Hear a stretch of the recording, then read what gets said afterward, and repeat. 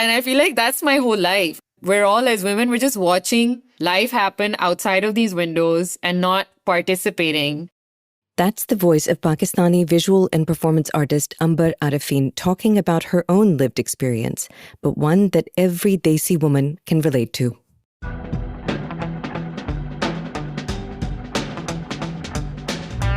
My name is Shana. Welcome to Season 2 of Her Kajal Won't Smudge. Why is it that if I'm talking to my cousin in Boston or my friend in Rajkot or my friend in Karachi, all of us know what it's like to worry about our physical safety? We consider what we're wearing. We give some thought to what guys will see, and especially if it's at night. The degrees of safety might be different, but I don't know a single woman who doesn't do some kind of mental math around safety. Today, I speak to Amber Arifeen, an artist who captures visually just these kinds of lived experiences of being a woman and of being the other. So let's start with finding out whether Amber always dreamed of being an artist. No, well, I was always interested in art as a teenager. I was always doodling and drawing and things like that. I didn't think I would go to art school, and I ended up doing an MBA. So very different path. And somewhere along the way, when I started working in the development sector, I switched careers. And you've mentioned that you worked with rural communities and with women. Could you tell us a little bit about that? Yes, so my second job in Karachi was with this organization called Mary Stopes. They're actually a British organization and they're all over the world. They have a reproductive health agenda here in Pakistan that includes post-abortion care, which is an amazing service. And so when I started working with them as project manager and coordinator, I did go to the fields a lot in Sindh and meet a lot of these women and see the conditions that they were getting services under, like what kinds of clinics that were providing those services. And why did you not continue working with them? For the same reason that I felt disillusioned, like there was all this money that was being pumped in. I mean, we had these massive projects by USAID and DFID and other bodies. And I remember when I was there, this massive project by USAID that was providing healthcare, reproductive services to these women, including like contraceptive services, like literally putting in an implant in someone's arm. Those services were terminated the minute Trump came to power because the first thing he did was change the act, right? So abortion was something that they were no longer going to fund. So all of that money was removed. And when that happened, there was no plan as to how these women would be catered to once the project ends. So women with implants were just left the way they were. And these women live in remote areas. So where were they going to go to remove them? What was going to happen if something happened or they got an infection? Like there was no plan. I remember asking everyone, like, what's going to happen to them? Like, we're abandoning them. And they were like, oh, this is just the way it is. So I was like, what is the point of this? Like, this is not okay. So when you were working with the rural women and as you started to see that the money had dried up, how did that impact you in terms of your interest in women's rights and feminism? I think what I became really interested in was experience, right? So what is the lived experience? And what happens is when development agencies come in to save a community, they're just so technical about it. They don't really care about what they're doing. Like, how are these women feeling about these services? What is the impact to them physically? And so when this happened, I was literally thinking about how are these women feeling now that the service is gone? Like, will they be scared? Will they wonder like, oh, I'm just abandoned? Like, they also end up losing hope and they don't trust the system anymore when you do things like this. So one of the things that I did when I joined Mary Stopes, I really wanted to know what the services are like. And I realized that unless I go through it myself, I'll never know. So one of the first things I did was go to a clinic and get a service there. And it was really funny. Like I went for a contraceptive service and the doctor, and this is one of the main clinics, she asked me if I was married. And that's not a question they're supposed to ask you. Like, it doesn't matter if you're married or not. So I realized that that question is going to affect experience, right? Because if there's a girl, she's scared, she's come here for help, what is that going to do to her? You have described yourself as a feminist. Why do you call yourself a feminist? It comes from seeing the women around me. There is this sense that maybe because of the privileges I have, maybe because of the supportive family I have, I feel like I'm able to exercise my voice. It's very close to my heart. And my experiences of seeing women in the field, seeing my friends, seeing women in this society struggling with themselves while also doing all the million things they're supposed to do. I see them struggling, and I guess I feel like I have the capacity to speak on issues that might resonate with them. I don't like speaking for them. I can only speak about my lived experience, and they can then take what they want from it. But I genuinely feel that my own experiences will resonate with everyone because they're things that we all deal with. So how did you go from working in development to becoming an artist? How did that happen? It was a transition because I used to paint as a hobby at home while going to work. There was a moment when I went to office and I was sitting on my desk and I was just like, okay, I really don't see my life going this way. It was a long time coming until I just decided, okay, that's it. One of the things I'm really curious about is that you talk about the influence of Maurice Merleau-Ponty on your work. And he, if I understand correctly, is a philosopher who talked a lot about the lived experience. Maurice Merleau-Ponty was a French philosopher who saw human experience as the best determinant of who we are as individuals. In contrast, there was another school of thought that saw logic as the real basis for our individual decision-making. A lot of the philosophers that I explore through my practice, I studied while I was at UC Berkeley. So I had a development studies major and they kind of teach you all of these things. So I was already familiar with his work. But when I went to grad school for painting, I kind of started exploring these philosophers through the lens of art and creativity.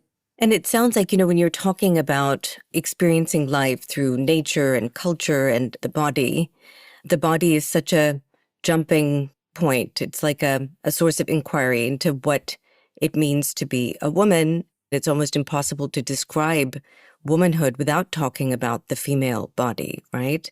How it's judged, controlled, sexualized, all of that. Is this why his work resonates with you? So Merleau-Ponty, the interesting thing about him is that he didn't talk about feminism per se, but you can look at feminism through his work. And I think that's what I was trying to do through my own practice.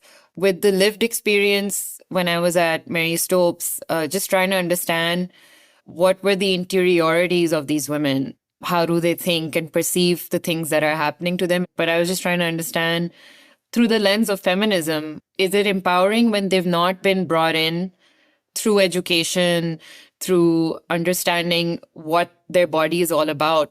When you think about your own womanhood, it's impossible to disconnect the body's lived experience from who you are as a human being. Oh, absolutely. The thing about the body, which Ponty also kind of addresses through his work, he's talking about us experiencing this world and everything that it has to offer through the body. And that in itself is going to inform our identity, who we are, our sense of self.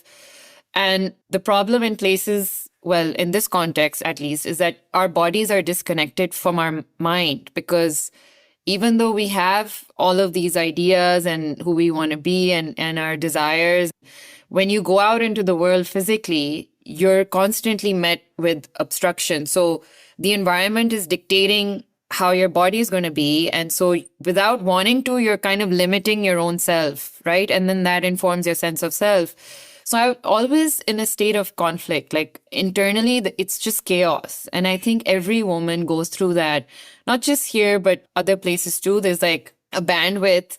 But here, I feel like most women are like going nuts all the time internally. Like every little decision to be out on the street, to take the bus, the way they are at home, like this cognitive dissonance, and they're constantly two-minded, conflicted, unsure of themselves. And that's what I was trying to figure out for myself and get clarity on. How do I guide myself through this life by being authentic and knowing what my inner self truly is without all of this? So the connection between the body and performance art and video, that's really fascinating. I wanted to ask you about the notch and what inspired you to make it. I went to the British Library while I was studying in London, just kind of exploring through some of their archives. And I came across this article from 1885, I think it was, where it was talking about an exhibition that happened at the Liberty. And basically, for that exhibition, they imported a troupe of nautch dancers and musicians from South Asia and literally put them in the display. They were like objects that were kept in the windows as display so that more shoppers could come into the department store and buy cotton and all of these other exotic things that they had brought from India. And I was just imagining, just trying to, again, put myself in their bodies and trying to experience what was it like to be put on display like that. That image is so bizarre to me. And how they must have felt, you know? And then there was a description also that, oh, these nautch dancers with their beautiful eyes and like this decadent jewelry. Like there was a description of them as if they were just something, like they were objectifying them. I guess that's how it was back then. And I immediately pictured myself in that outfit. And I thought to myself, what if I embodied the nautch and went around the city today? What would that feel like and what would happen? A lot of my performances are like social experiments. So I also kind of just want to see what happens to people, you know? So the interesting bit was that there was a whole day where I walked around dressed as a nautch across London. A lot of the places I went to were places where I felt a little out of place, like I could feel like an other.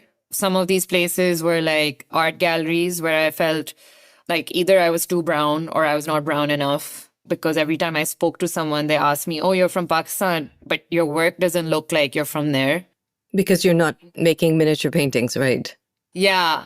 On the other hand, I caught myself, like while talking to people, playing on my Pakistani female thing, because that's the only way they would take interest in me. And maybe that's not true, but that was something that was happening to me, and I was aware of that. So also feeling like I was putting myself on display without really knowing it, or they were expecting me to be on display also. So interestingly, when I went around the city doing these photographs, I had all kinds of comments, and all the pictures have like people looking back at me. So here you are, you're like walking through central London and you're dressed in a churidar pajama, a very ornate kurta, you're wearing heavy jewelry, and you are having your photograph taken, right? You look in some ways like a magnificent tourist, but yet it caused people to turn around and have a look at you because you were not like them, right? Yeah. I also had an incident with the police. So I was standing in front of the Ritz and I was on the footpath and I was getting my picture taken. And there were two police officers, one of them very aggressive in her tone, telling me that I couldn't take a picture. And I was like, this is a public space. I can take a picture. And she's like, no, not on this footpath. And I don't think there's any law or anyone that can tell you not to take a picture on a footpath, but she did. And she got so aggressive that we said, okay, we leave. And I think she just saw me and she was disturbed by the sight. She was bothered that you were taking up space. You mentioned in your write-up about the notch that you were influenced by the work of David Warnowitz. Could you tell us a little bit about that? Yes, so I read about him for the first time in this book called Lonely City by Olivia Liang. Beautiful book on art and experiencing art in New York. So she had mentioned his work and this particular series in which in the 80s, he felt alienated because he was queer. He just felt like he always had to put on this mask and be on display. In the same way, he felt othered, but to cover that, he always had a mask on. And so he decided to take pictures of himself across the city, but wearing a Rimbaud mask because Rimbaud was also dealing with that same alienation in the 1600s, I think. Like he was a poet, he was also gay. And so it was just his way of connecting the past to present, how things were kind of the same. And I suppose I was doing that also by giving him a nod. It's an incredible analogy that you made between the Nautch dancers who were brought over and put on display at Liberty, which is a big department store, right? So they're in the shop windows performing, and you dressed like a Nautch dancer and walked around London to try to recreate their lived experience. What was it like getting into those clothes on the day of the performance? Was it like putting on a mask? Oh, yes. And I use a lot of costumes in these performances, and I was trying to understand that about myself. But now I've realized that the costume is like a mask. So it also allows me to step into that experience, but it also protects me from whatever I'm going to experience, if that makes sense. So that morning, I was quite nervous, but I almost felt protected by the costume because it also made me feel like, oh, it's not really reality. I'm performing something. So the fear kind of subsides. And there was another performance art piece that you've done called The Bride.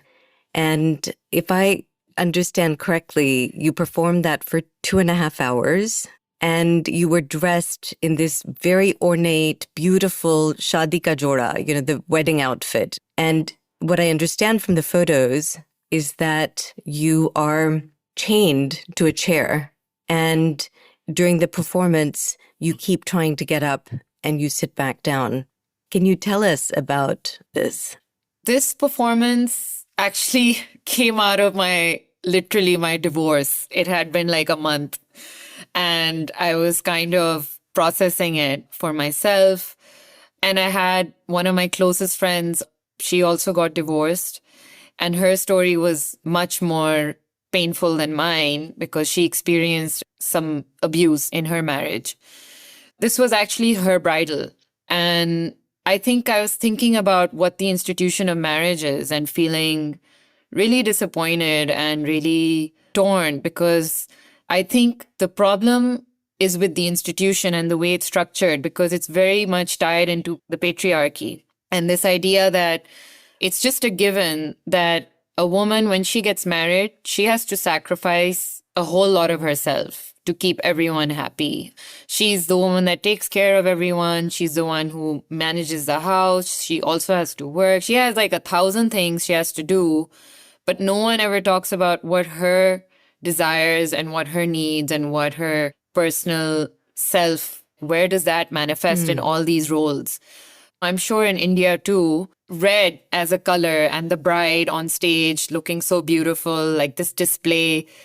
This is like something that as little girls, you're told to aspire to, that this is that wonderful moment of yours where you're going to be so beautiful. And then you literally put on display. Like everyone comes and checks you out and they're like, haha, very beautiful. Like she's going to be a great wife. But nobody tells you. These girls don't know what life is going to look like after that, and then they learn. It was during marriage that I learned that anytime I try to get up and like do something for myself, like the institution, not necessarily the husband or the man, it's just the way the institution is structured in society.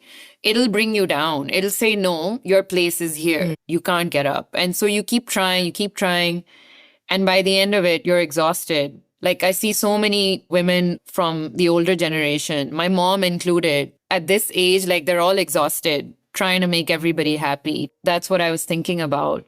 And the funniest thing was, while I was performing, there was a lot of men and boys that came from the public sphere to come see me. And instead of looking at me like with these chains and like wondering what's going on, they just took out their phones and like started taking pictures and videos of me because they're like, oh, you're so beautiful. Completely missing the point. Yes, completely missing the boat. And some of them were taking selfies with me while I'm on the chains, like going up and down. That's what I wanted to ask you. So you're performing this in Pakistan, and weddings are a big thing, right? Like it's an economy in itself, and there's a lot of buildup that goes into this. So in a way, it's really subversive to talk about marriage in this way, given the importance of it in Desi culture. So how was it received? I mean, how was it received by men? You've told us how it was received by men and also by women. Interestingly, the people who came to the site and who managed to see me in person, they were all very curious and they were like, oh, beautiful bride. They were taking selfies. And I don't think they even noticed what was going on with the chains and what I was trying to do. My friends, some of them, I think also because I was just recently had gotten out of my marriage, they all thought I've gone crazy. They're like, oh, she's just angry. Like you become the angry woman, right? When you do things like this. Yes. It's never deeper than that. God forbid, the angry woman, right? The angry woman. So I became that, but I think I was like, oh, okay. I mean, I can't control people's thoughts and what they're seeing, but that's what some of them saw. My parents also were worried. They were like, oh, okay, what does this mean? And very few people in my circle actually asked me, what is this really about? Like, what's going on here? I think it made people nervous. When I saw the pictures, I instantaneously, as a married woman, could relate to them. Maybe my husband would say the same for him. But I think that you've captured something about, as you've said, the institution of marriage. And it doesn't have any reference to luck. It doesn't have any reference to education or any way in which a woman might be saved from a future of being chained. And that I thought was very gripping. No, absolutely. Like, it doesn't matter what class you're from. It cuts across classes and society pockets. And if we're talking about a woman's lived experience, the experience of marriage is something that kind of equalizes everything. So whether you are a well-off woman or you are a woman who is from the heartland of Sindh, that experience which you capture in this performance piece is something I think that is shared.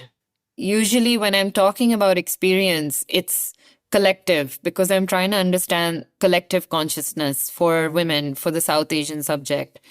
And it's interesting because whenever I think that, oh, this doesn't translate to this part of society or this class, because sometimes, like when I went and got my service done at Mary Stopes, I think I was trying to connect with those women. And I realized that when it comes to the body and the female experience, so many things we all relate to. Like, it doesn't matter if you come from a village or if you've gotten like a world-class education and you're rich.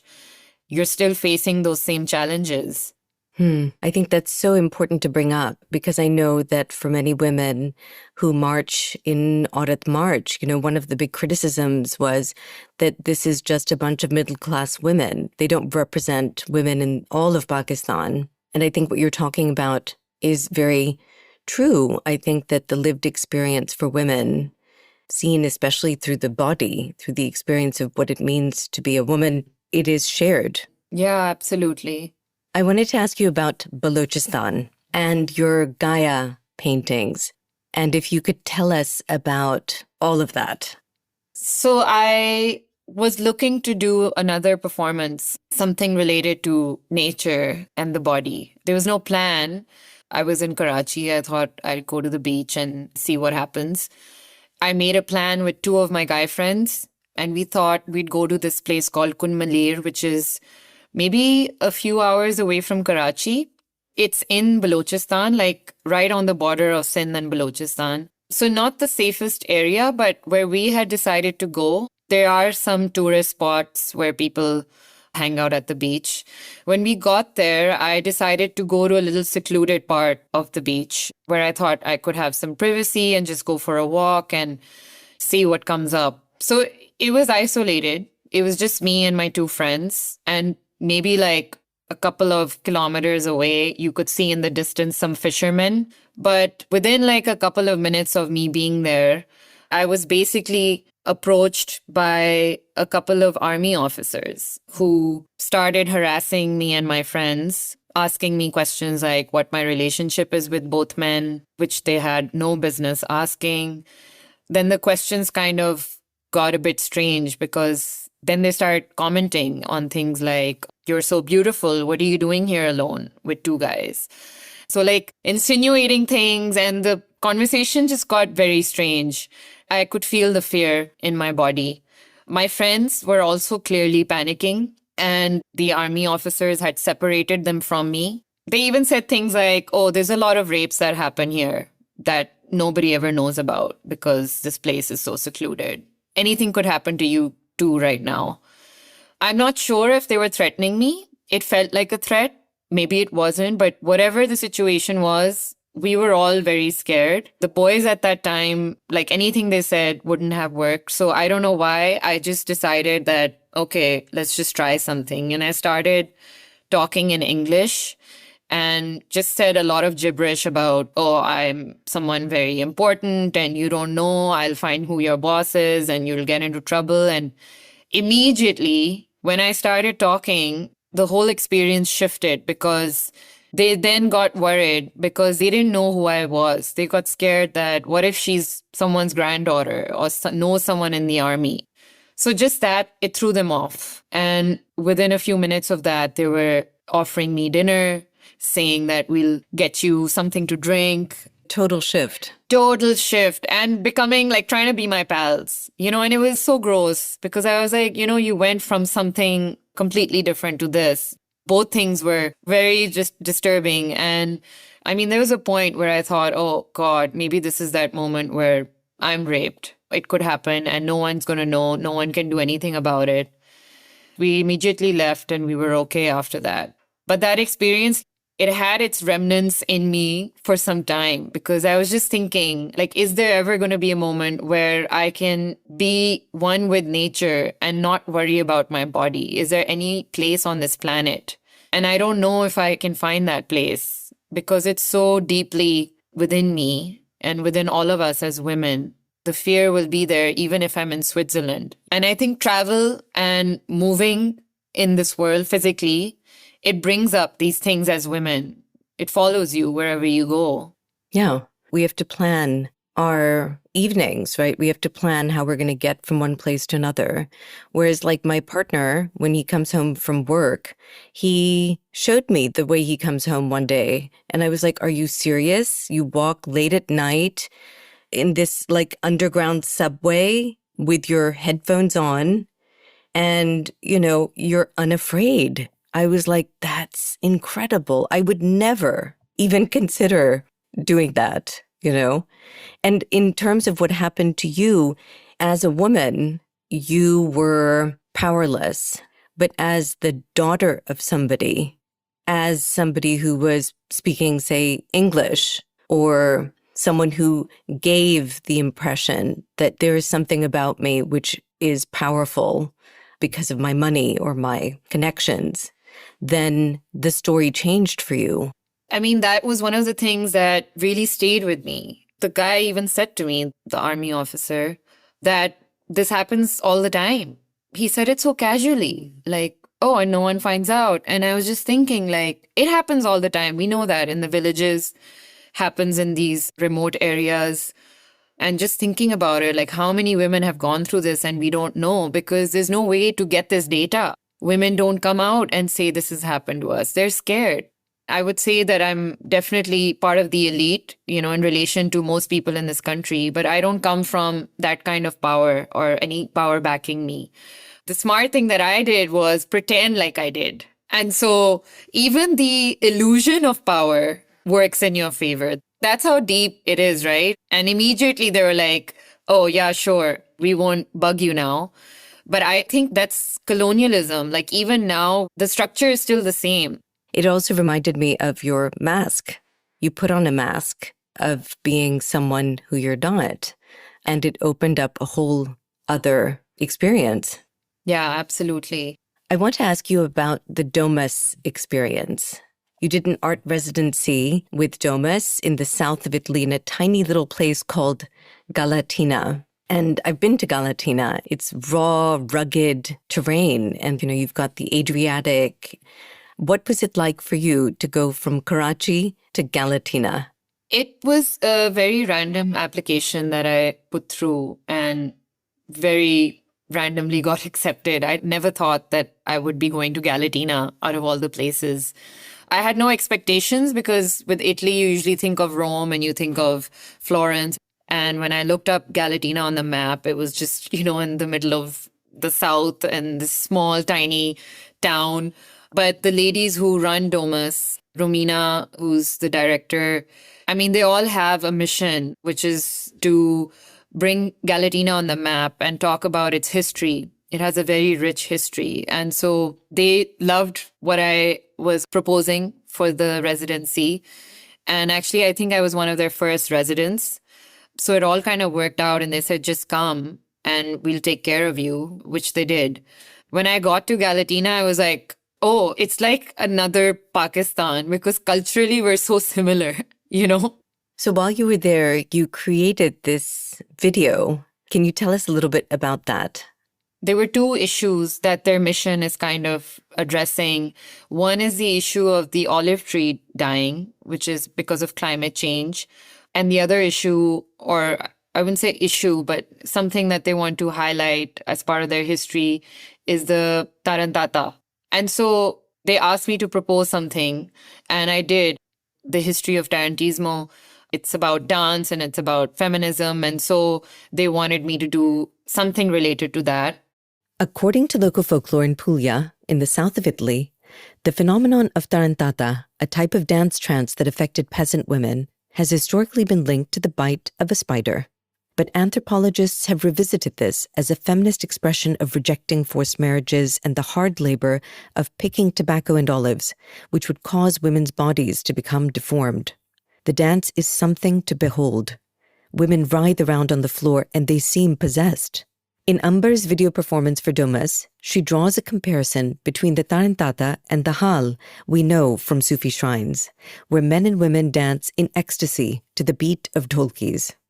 So tarantismo is, as I understand it, it's a dance that women in the south of Italy, especially I think in Puglia, they would do this dance. People thought that it was a reaction to them being bitten by tarantulas. And the dance is, from the footage that I've seen in your video, the dance is quite epileptic. Women are writhing around on the floor. And it is really an important part of the history of Puglia. Right now, whatever we know about Tarantismo, it was researched and recorded by one Italian anthropologist who's pretty famous in Italy.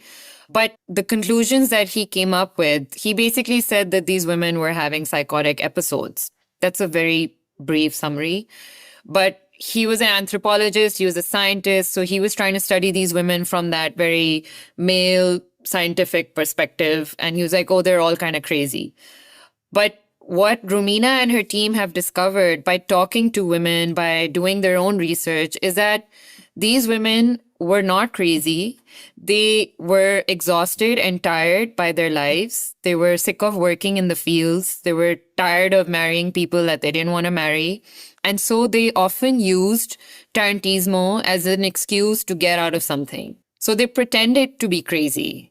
They pretended to be bitten by a tarantula and they pretended to have these manic episodes. What was interesting to me was that, how even here, anyone who's independent or has their own mind, like with my bride performance, if you're speaking out, you're crazy, right? So I think with these women, it was an opportunity to just act crazy and just be free. And sometimes that physically manifested while they were dancing as like transcendence. So like in Sufism, you have these dances where you're on ecstasy and you're kind of letting yourself go. This was the same concept. These women wanted to escape their lives. And so I started doing my own research with them, and some of it is captured in the movie. And it's just a perspective, right? So it's our perspective on that history. And we're kind of seeing this as a movement by these women, not as them just being crazy, and kind of rewriting that history.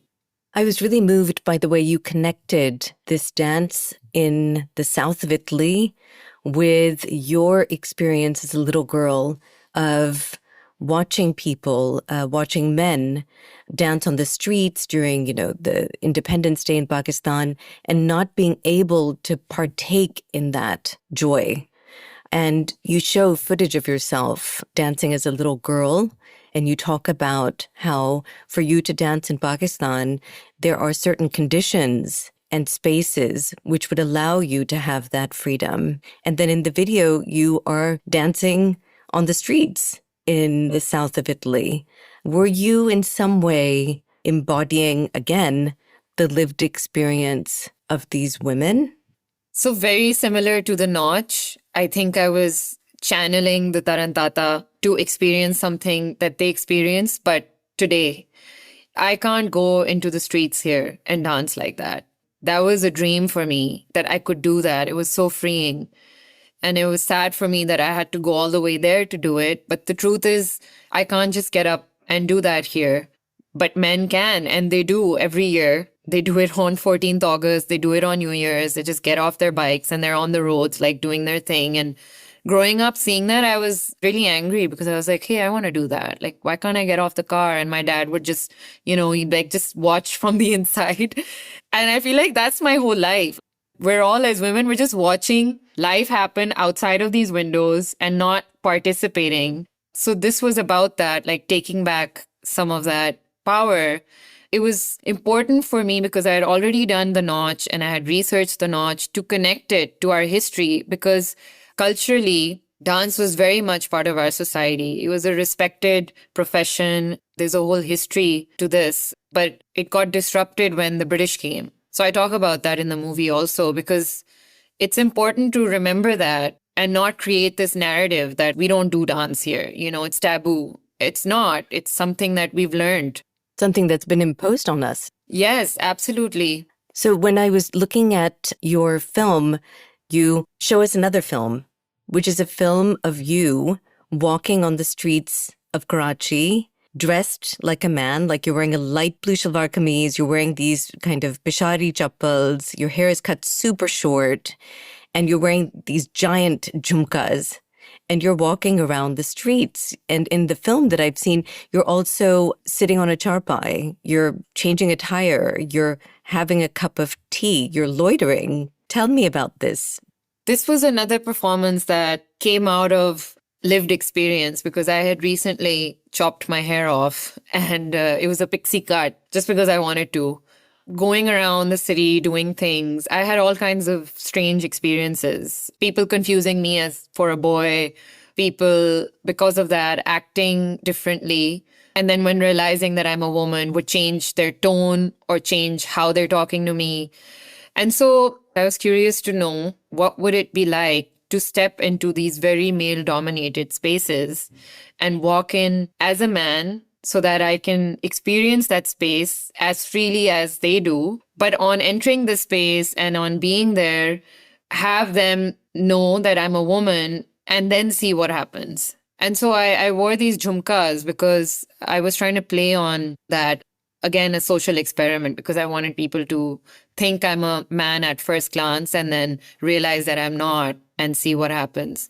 And it was really interesting because for the most part, I was walking around like any guy would and nobody cared until I was in close contact with someone. There was a dhaba where I had chai and the person sitting next to me, he said that, what are you doing in these clothes? I told him that I'm doing some modeling or whatever. I'm a student is what I said. He was curious and he said, oh, okay, mashallah, like kind of thing. And then there was another place where I went to. It was a barber and I tried to pretend like I'm getting a haircut and he just wouldn't let me enter. When he realized I'm a woman, he said, you have to leave. Like he was very, very triggered. And so it was interesting for me to see both reactions and also feel free in whatever I was doing, which was really what I was after, that experience. I have to say, I felt really jealous watching you. I felt like, I wish I could do that. I don't know how many times I've thought, I wish I could do that. And it made me feel like we were witnessing a sort of imaginary world and, imagining what it might feel like to walk in your shoes in the streets of Karachi. I wanted to live your lived experience. That's interesting because I was trying to do that with them and you were trying to do that with me. Exactly. Wouldn't it be amazing if we could just do that in our own bodies? Imagine. I mean, why is that so fucking radical? I sent you a message and I was like, I'm sitting down to watch your movie, your Domus movie for the 5th time. So your 40-minute film, I was watching for the 5th time. And afterwards I thought, why did I want to watch it again? And I realized that the first couple of times I watched it, really to understand your work and to kind of get what you're trying to do. And then the last 2 times I watched it because I wanted to hear the music and I wanted to see you dancing because we see you dance 7 times, right, in your Domus movie. And I think that watching you dance made me want to emulate you. Like I wanted to get up and move freely, unguarded, right, unrestrained, so completely yourself. And so I want to end by thanking you for this expression of freedom and for reminding us that women are constrained in so many ways and for giving us an insight into different lived experiences. That, I think, is really magical. It's really heartening to hear that because sometimes when I'm doing these things, I get up and go and do a performance and I'm like, oh, am I crazy for doing this? Like, what is the point? And most of the times I'm worried. I don't even know if people understand what I'm doing. Does it matter? But it matters. And the fact that you get it, I mean, that's everything. Thanks so much for joining me today. Thank you so much for having me.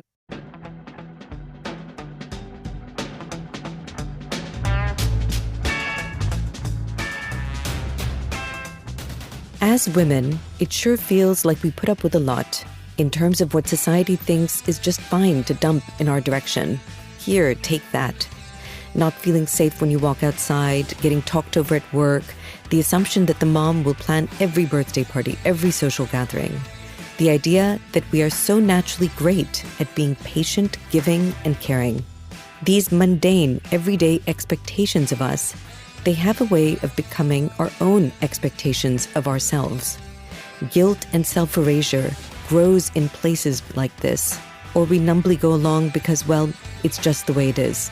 But what if all these expectations are this way because we don't talk about them? Amber's work is talking about them. She's taking the invisible stuff we live with and making it visible. She's giving a visual to our lived experiences. And by doing this, it becomes possible to start a conversation, create awareness, and maybe even some empathy. Thanks for listening to Her Kanja Won't Smudge. I'm your host, Shauna. If you want to get in touch with us, enrage, or have a good cry, or just tell us what you're thinking, look for our webpage, because we have one now, or find us on Instagram. Until next week.